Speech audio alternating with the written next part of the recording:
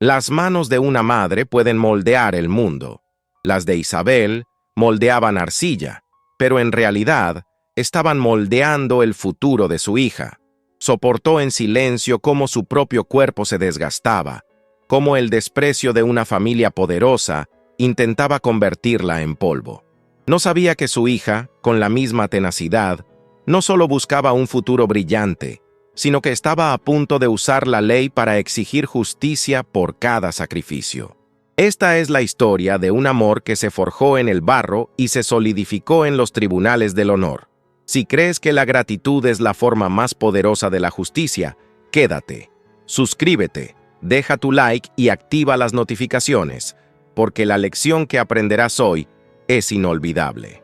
El amanecer encontraba a Isabel ya despierta, no por el sonido de un despertador, sino por el dolor sordo en sus manos. Era un dolor familiar, el peaje que pagaba por su arte y su sustento. Su pequeño taller, un anexo a la modesta casa, olía a tierra húmeda y a esmalte. Allí, rodeada de piezas de cerámica en diferentes etapas de creación, Isabel era una diosa silenciosa, dando vida a la arcilla. Cada plato, cada jarrón, cada figura que salía de su torno llevaba un fragmento de su alma. Pero últimamente sentía que también se llevaba algo más, la sensibilidad de sus dedos. El contacto constante con la arcilla fría y el esfuerzo repetitivo estaban adormeciendo sus terminaciones nerviosas, una cruel ironía para una artesana cuyo principal instrumento era el tacto, pero ignoraba el dolor, lo empujaba a un rincón de su mente. Porque en la habitación contigua dormía Sofía, su universo entero. Entraba en el cuarto de su hija con la reverencia de quien entra en un templo. Sofía, a sus 18 años, dormía rodeada de murallas de libros, códigos legales, tratados de filosofía del derecho, biografías de grandes juristas. Isabel le apartaba el pelo de la frente, sus manos ásperas contrastando con la piel suave de la joven. Esas manos, que conocían la textura de la tierra, estaban construyendo un camino pavimentado para que su hija caminara hacia las estrellas. Isabel sabía que no podía darle lujos, pero le había dado algo más importante: la convicción de que la justicia era posible, incluso para los que nacen sin poder. Mientras tanto, Sofía soñaba con argumentos y defensas. Cada buena nota, cada debate ganado en el equipo de la escuela, era un ladrillo más en la fortaleza que estaba construyendo alrededor de su madre. No estudiaba derecho por ambición abstracta, estudiaba para convertirse en el escudo de la mujer que siempre había sido el suyo. El progresivo entumecimiento en las manos de Isabel era el cronómetro que marcaba la urgencia de su misión. Tenía que triunfar, y rápido. Tenía que darle a su madre el descanso que su cuerpo le suplicaba en silencio. Al salir para la escuela, Sofía encontraba siempre una pequeña pieza de cerámica imperfecta en la mesa, un regalo matutino de su madre. Era un ritual, un lenguaje secreto de amor y sacrificio que las unía. Eran dos artesanas, cada una moldeando un futuro diferente con la misma arcilla, la del amor incondicional. La carta llegó en una tarde gris. El sobre, con el escudo en relieve de la Facultad de Derecho más prestigiosa del país, parecía un objeto alienígena en su humilde buzón. Sofía lo sostuvo, sintiendo el peso de su futuro en ese papel. Isabel llegó del taller, limpiándose el polvo de arcilla de las manos, y vio la expresión de su hija. No necesitó preguntar. «Ábrelo, mi vida. Pase lo que pase, lo enfrentaremos juntas», dijo, su voz un ancla en la tormenta de ansiedad de Sofía. Con dedos temblorosos, Sofía rasgó el sobre. Las palabras, aceptada con beca de excelencia académica, brillaron en la página. Un grito de alegría pura, un sonido que rara vez se escuchaba en esa casa, llenó el aire. Se abrazaron, riendo y llorando, un torbellino de alivio y triunfo. El sueño, ese por el que tanto habían luchado, estaba al alcance de su mano. Pero la euforia, como una pieza de cerámica recién sacada del horno, se enfrió rápidamente al contacto con la realidad. La beca cubría la matrícula, una suma astronómica, pero no los costos de vida en la capital, ni los libros, ni la laptop que necesitaría. La alegría se transformó en una nube de preocupación. «No te preocupes por eso», dijo Isabel, con una firmeza que no sentía. «Encontraremos la manera. Irás a esa universidad. Es lo único que importa». Esa noche, Isabel no durmió. Revisó sus cuentas, sus pedidos, sus escasos ahorros. No había manera. Solo quedaba una puerta, una que había mantenido cerrada con cerrojo durante casi 2 décadas. Tenía que enfrentar a los Montenegro, los abuelos paternos de Sofía. El señor y la señora Montenegro eran una pareja de industriales adinerados que nunca le habían perdonado a su único hijo haberse enamorado de la alfarera. Lo culparon por desviarlo de su camino, por su matrimonio indigno, y tras la prematura muerte de su hijo en un accidente, transfirieron toda esa amargura hacia Isabel y la nieta que se negaban a reconocer. Con el corazón hecho un nudo, Isabel marcó el número que no había marcado en 18 años. La voz fría de su ex-suegra al otro lado de la línea fue como una ráfaga de viento helado. «Isabel, qué sorpresa tan desagradable. Supongo que no llamas para saludar». Isabel, tragándose su orgullo, explicó la situación de Sofía, su brillantez, la oportunidad única que se le presentaba. Hubo un largo silencio. Luego, la voz de la señora Montenegro regresó, goteando veneno.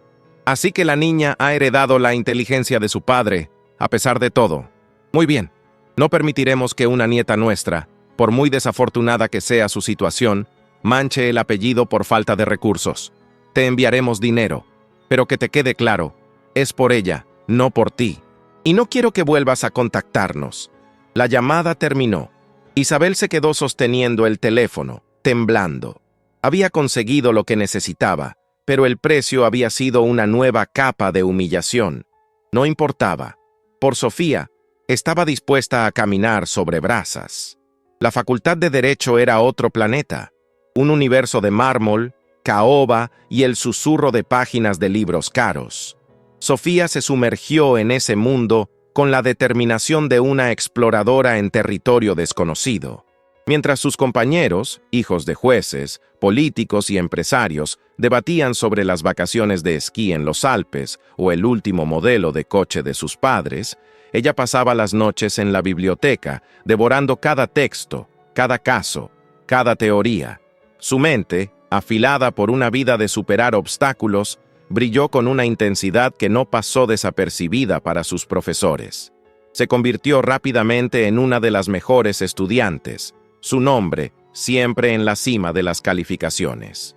Pero el éxito académico venía con un alto costo social. Su ropa sencilla, su negativa a participar en las fiestas costosas, su concentración casi monástica en los estudios, todo la convertía en un bicho raro. Era la becada, la chica del barro, un apodo que algunos de sus compañeros más crueles susurraban cuando creían que no los oía. Sofía soportaba el clasismo con la misma dignidad silenciosa de su madre. No estaba allí para hacer amigos, estaba allí para forjar un arma.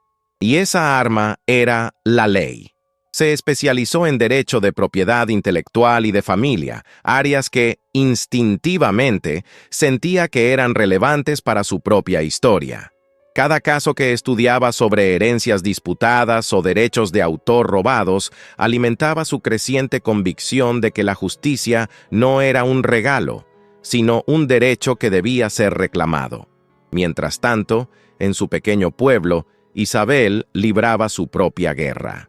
El dinero de los Montenegro cubría los gastos básicos de Sofía, pero Isabel, consumida por el deseo de que a su hija no le faltara absolutamente nada, de que pudiera comprar cualquier libro o unirse a cualquier grupo de estudios sin preocuparse por el dinero, llevó su cuerpo al límite.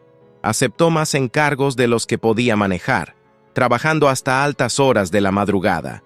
El dolor en sus manos se volvió crónico, y el entumecimiento comenzó a extenderse por sus brazos. A veces, se despertaba en medio de la noche sin sentir sus propios dedos. En sus videollamadas diarias, ambas mentían por amor. Sofía nunca mencionaba las burlas de sus compañeros ni las noches que pasaba comiendo fideos instantáneos para ahorrar dinero. «Todo es increíble, mamá.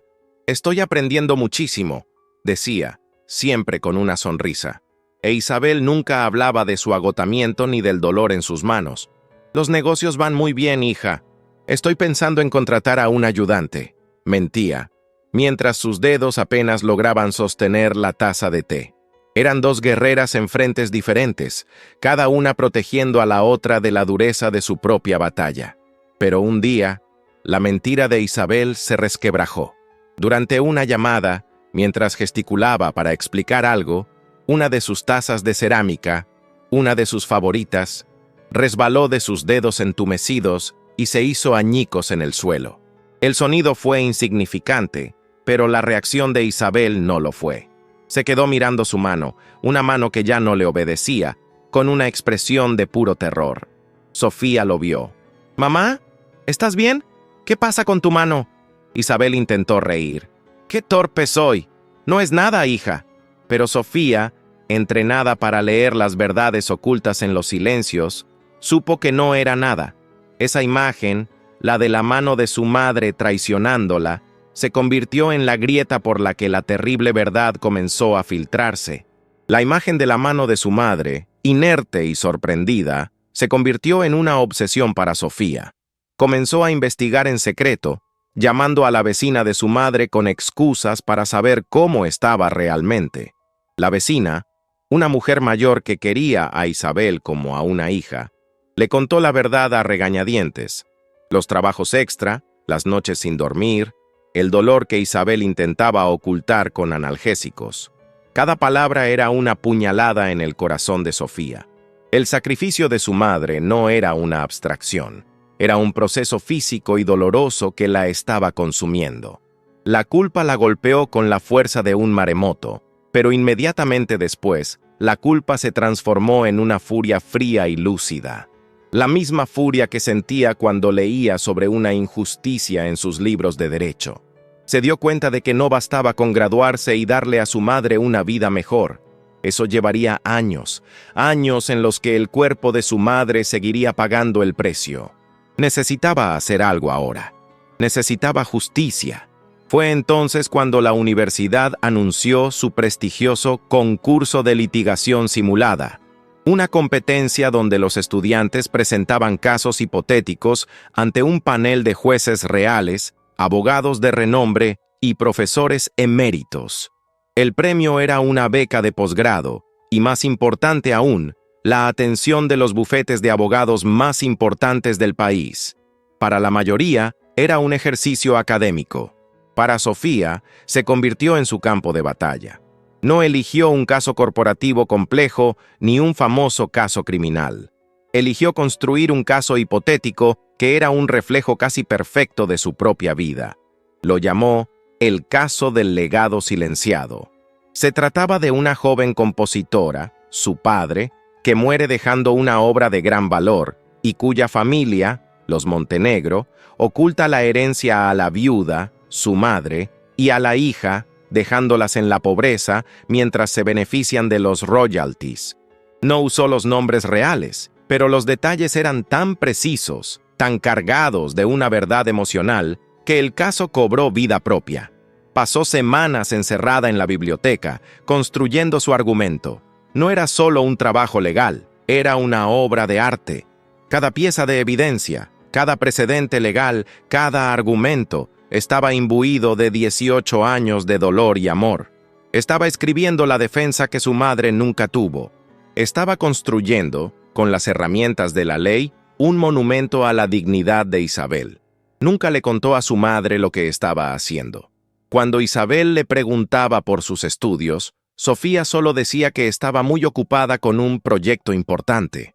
No quería darle falsas esperanzas, y en el fondo, tenía miedo. ¿Y si perdía? ¿Y si su intento de justicia solo traía más humillación? Pero la imagen de las manos de su madre la impulsaba hacia adelante. El día de la semifinal del concurso, Sofía se paró frente al panel de jueces.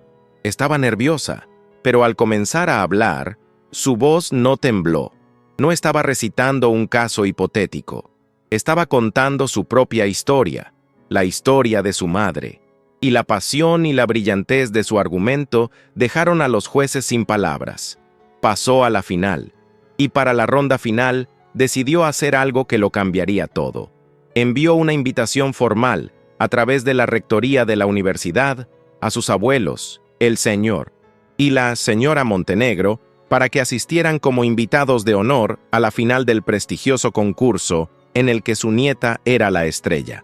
La invitación, con el sello oficial de la universidad, llegó a la mansión de los Montenegro como un misil envuelto en seda.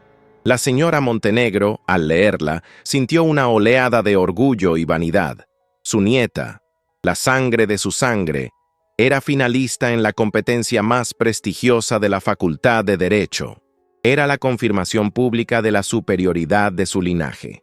«Te lo dije, querido», le dijo a su esposo. «El talento siempre se impone a pesar de las malas influencias». Para ellos, la invitación no era una trampa, era un trofeo. Era la oportunidad perfecta para presentarse ante la alta sociedad como los abuelos magnánimos de una joven promesa, reforzando su imagen de filántropos. Aceptaron de inmediato, sin la menor sospecha. Sofía, al recibir la confirmación de su asistencia, sintió un escalofrío. La pieza final de su plan estaba en su lugar. Ahora solo tenía que ejecutarlo a la perfección. Mientras tanto, Isabel seguía su vida de trabajo y sacrificio, ajena a la tormenta que su hija estaba a punto de desatar. Sofía no le había contado nada sobre la final, ni sobre la invitación a sus abuelos. No quería preocuparla. Solo le dijo que tenía una presentación muy importante y que deseara suerte. Isabel, como siempre, le envió su bendición. «Brilla, mi estrella, brilla por las dos», le dijo por teléfono, sin saber cuán proféticas serían sus palabras. La noche de la final, el gran auditorio de la universidad estaba abarrotado. Jueces de la Corte Suprema, socios de los bufetes más importantes, periodistas especializados y estudiantes llenaban cada asiento. El aire estaba cargado de una electricidad intelectual.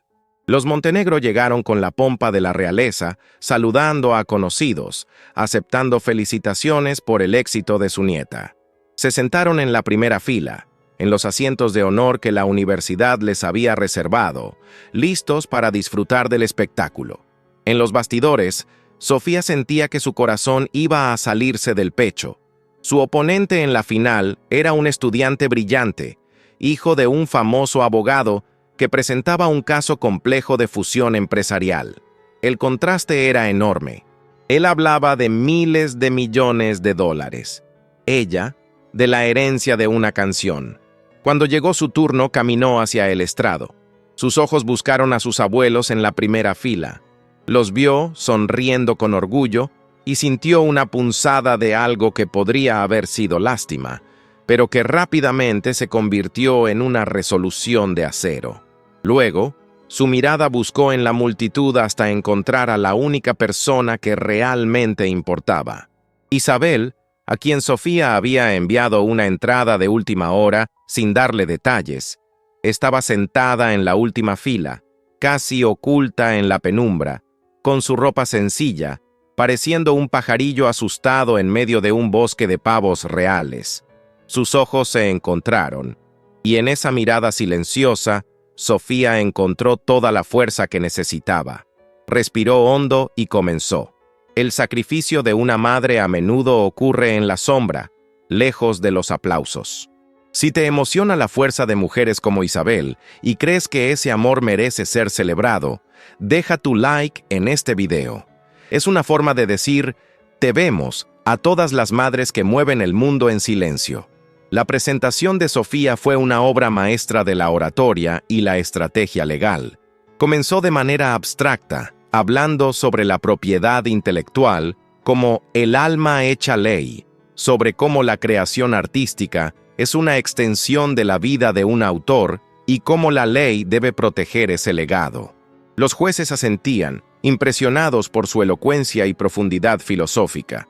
Los Montenegro sonreían, encantados. Su nieta era, sin duda, brillante. Luego, lentamente, comenzó a tejer los detalles de su caso hipotético. El caso del legado silenciado. Describió a la viuda, una artesana trabajadora y humilde.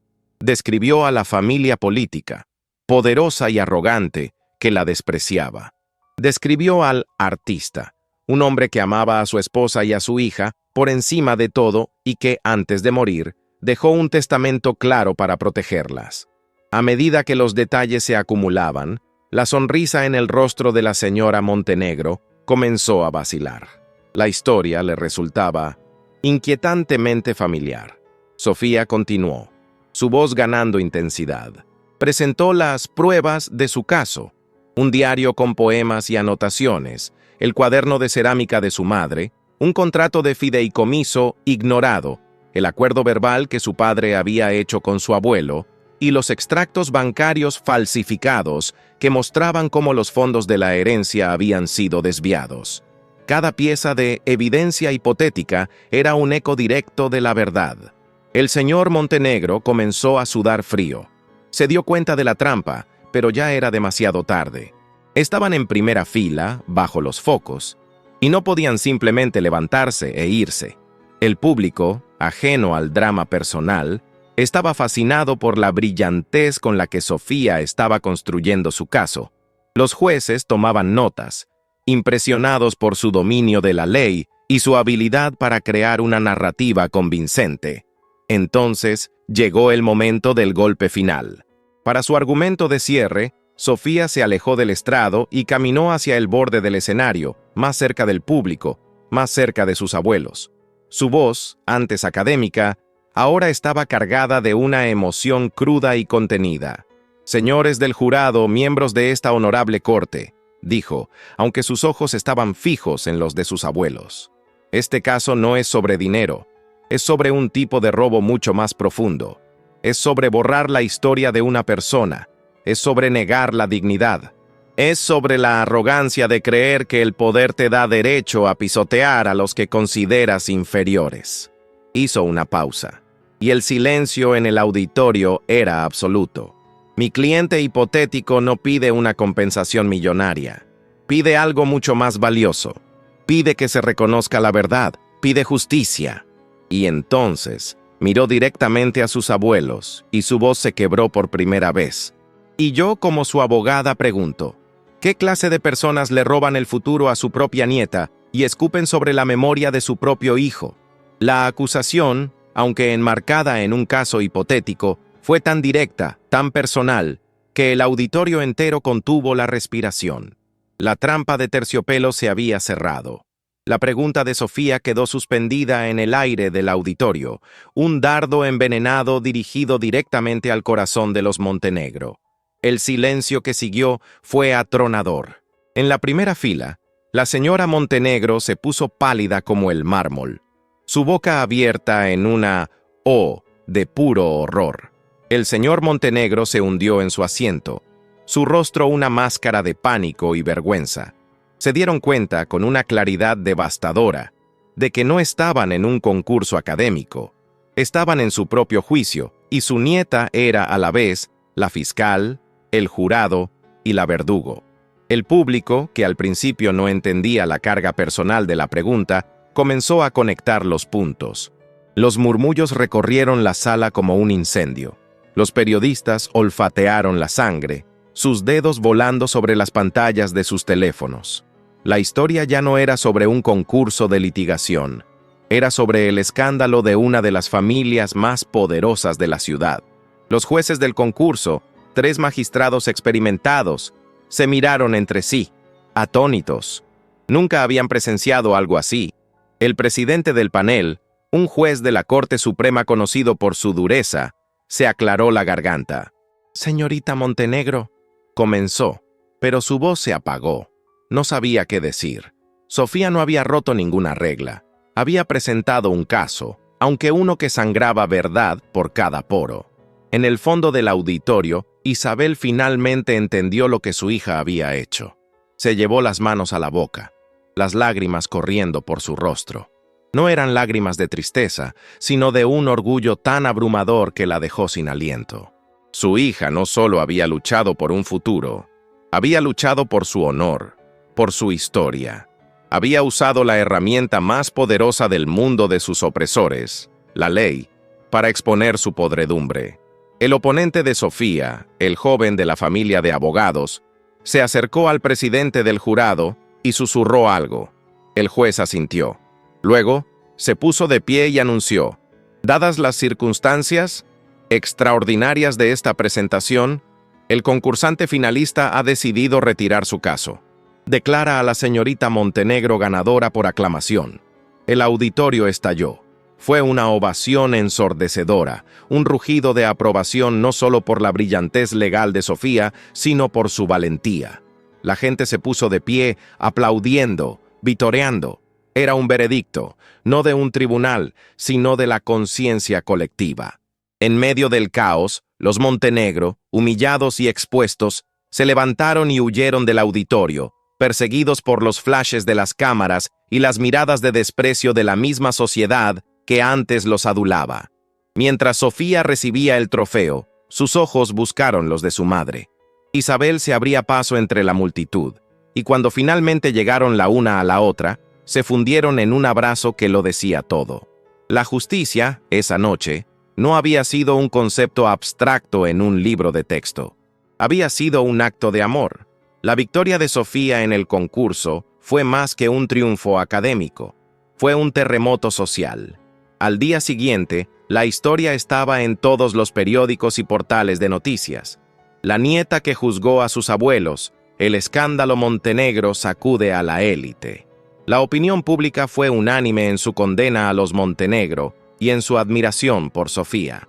La firma de abogados más prestigiosa del país, la misma que patrocinaba el concurso, le ofreció a Sofía no una pasantía, sino un puesto como abogada junior en su departamento de litigios, incluso antes de que se graduara. Querían su talento, pero sobre todo, querían su carácter.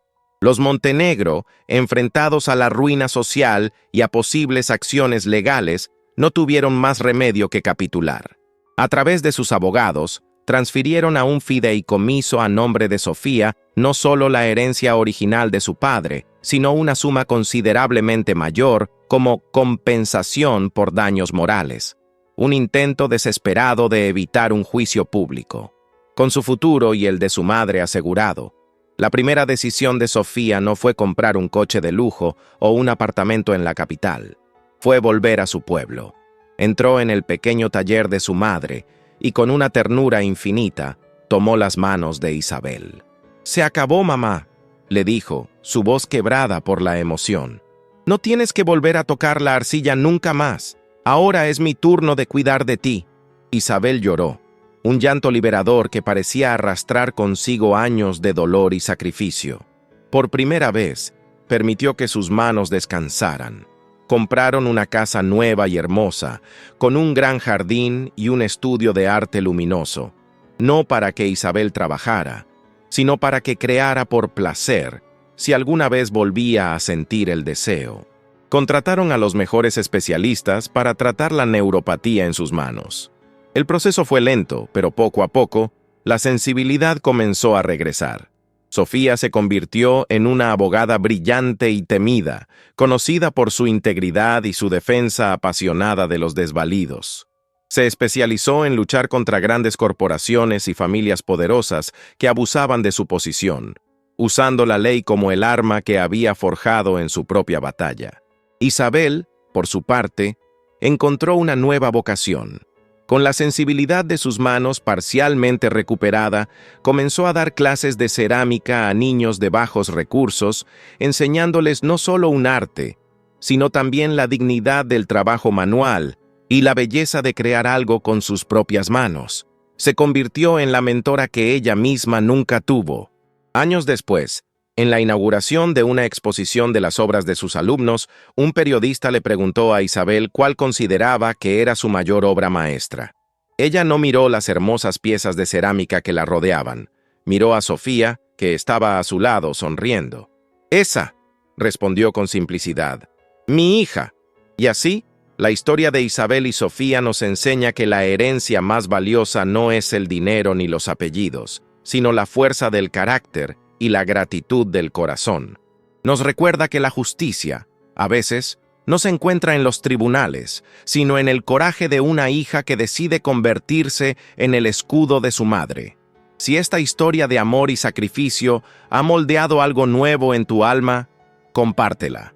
Ayúdanos a honrar a todas las madres que, con sus manos cansadas, construyen los sueños de sus hijos. Y no te olvides de seguir nuestro canal, donde cada historia es un monumento al poder del amor.